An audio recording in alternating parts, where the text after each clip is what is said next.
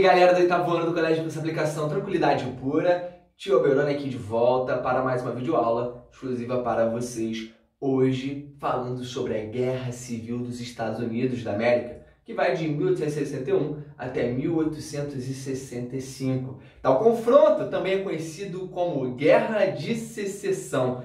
Professor, que é isso, Guerra de Secessão? Sim, porque houve uma tentativa de separação.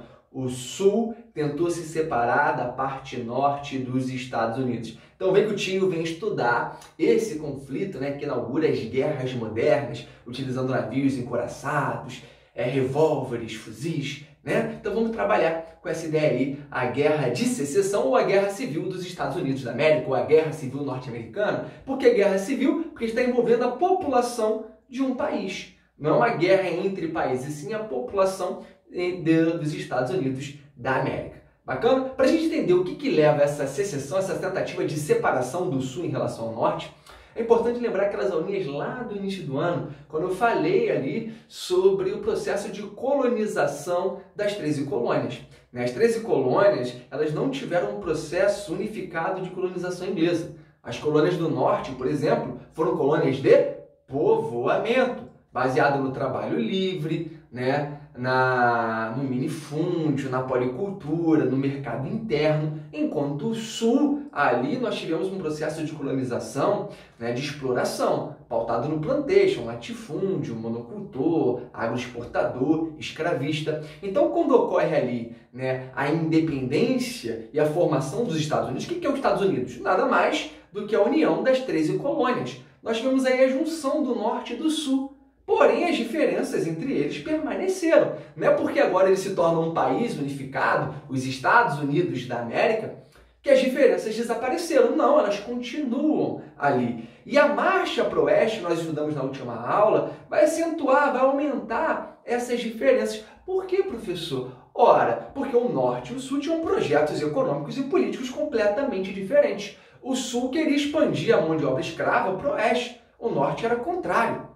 O Norte ele era protecionista, ele queria taxar as mercadorias que vinham da Inglaterra e de outros países. O Sul ele era liberal, liderado pelo Partido Democrata. Eles não queriam taxar mercadorias de outros países, porque eles não queriam que suas mercadorias fossem taxadas. O Sul produzia gêneros agrícolas, também algodão, que abastecia as fábricas da Inglaterra. O Norte falava, Sul, para de vender esse algodão para a Inglaterra, vende para a minha fábrica aqui do Norte, eu quero concorrer com a Inglaterra. O Sul falava, não, a Inglaterra paga mais.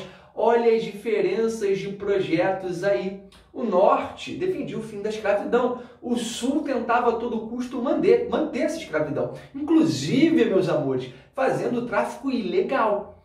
Então essa treta que está ocorrendo entre Norte e Sul em relação à expansão pelo Oeste, teve uma tentativa aí de resolução a partir do Partido Democrata, que era o partido ali presente no sul dos Estados Unidos, que defendia, né, que no Oeste os colonos, eles mesmos, através de votação, estabelecessem se teria ou não em cada região fundada no Oeste trabalho escravo. Bacana? É a chamada Lei Kansas-Nebraska. A questão é que a maioria do Oeste vai optar por não ter trabalho escravo, o que desagradava ao Sul. Nesse processo, em 1860, teve eleições e o vencedor foi Abraham Lincoln. Lincoln, um nortista. Que a galera do Sul pensou, não, pera lá, o nortista venceu, vai tentar implementar o projeto protecionista, industrial, abolicionista. Quer saber? É melhor eu me separar, eu não quero participar disso. Então, a Carolina do Sul, ela declara que está saindo dos Estados Unidos, ela não quer mais ficar unida a esses estados. Mais 10 estados, né, do Sul e parte ali do Oeste vão se unir à Carolina do Sul, formando os Estados Confederados da América. E o presidente será Jefferson Davis. Abraham Lincoln vê essa situação e fala, não, o Sul e aquela parte do Oeste é muito importante para a gente. Ali temos gêneros agrícolas, matérias-primas interessantes, algodão para as nossas fábricas que estão se desenvolvendo. Não podemos permitir essa separação, essa secessão. Queremos manter a união. E aí nós vamos ter, de um lado, os confederados querendo a separação e a união querendo a permanência desses estados formando um único país, os Estados Unidos da América. E aí que estoura a Guerra de Secessão ou a Guerra Civil dos Estados Unidos. É o Sul tentando se separar e o Norte desejando a manutenção da união. O que acontece? A população do norte era maior, o norte era industrializado, tinha mais recursos para a guerra. O sul, um terço da população era de escravos. Então, obviamente, nesse conflito o norte tinha vantagem, mas o sul acreditava que podia vencer. Essa guerra, ela dura ali, como vocês podem ver, um período longo, 4 anos de conflito, e nesse conflito o norte ele vai tentando sufocar o sul, destruindo ferrovias, evitando o acesso de bens de consumo para o sul, libertando os escravos à medida que avançando no território. Inclusive, em 1863, Abraham Lincoln estabelece o fim da escravidão para incentivar as fugas de escravos do sul em direção ao norte. Então, após esses anos de conflito, o sul ele acaba se rendendo e aí ganhando então, obviamente, a União. Os Estados Unidos permanecem como Estados Unidos, né? Os confederados eles vão sair derrotados, mas não significa que satisfeitos. Até hoje existem grupos extremistas nos Estados Unidos que utilizam a bandeira dos confederados, né? Que utilizam dessa época política para resgatar também um espírito extremamente racista. Sim, né? Os confederados eles queriam a manutenção da escravidão e não vão aceitar o fim dessa escravidão. Lembrando, o fim da escravidão nos Estados Unidos não representou um processo de inclusão desses indivíduos na sociedade. Tanto o norte quanto o sul branco eram racistas, né? Entendiam que os negros eram inferiores. Então acabou a escravidão, mas eles não foram incorporados, esses negros que eram escravizados, à sociedade. Não tiveram acesso à educação, direitos políticos, a lazer, nada disso. Não tinha um plano para esses grupos. Eles foram marginalizados. Pior, foram perseguidos. Foram criadas leis segregacionistas, leis racistas, como as famosas leis Jim Crow.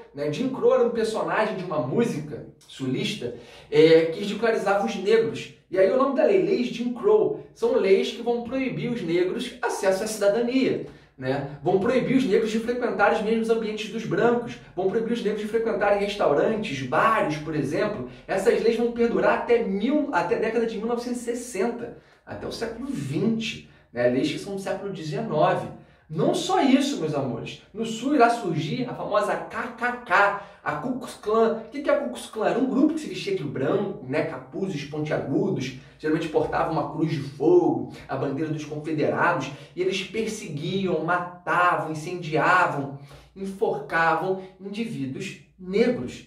Esse grupo, obviamente depois foi considerado ilegal, mas por muito tempo ele era legal. E existem indivíduos que até hoje fazem referência a KKK. Embora ela seja ilegal, se vestem ainda de capuz, ameaçam negros, etc. Ou seja, os Estados Unidos é um país com bases racistas bem desenvolvidas, bem grandes. E, obviamente, vocês perceberam isso nos últimos movimentos aí, do Vidas Negras Importam, os protestos que ocorreram nos Estados Unidos. Isso é um reflexo aí de um passado escravista. Bacana, galera? Lembrando, que após o fim da Guerra Civil dos Estados Unidos, o processo de expansão territorial ele permaneceu, eles consolidaram aquela marcha para o oeste e a atração de mão de obra imigrante europeia foi muito grande. Nós tivemos uma chegada muito grande de imigrantes a esse país. Bacana? Fechamos aqui então essa explicação. Beijão, até a próxima. Tchau, tchau.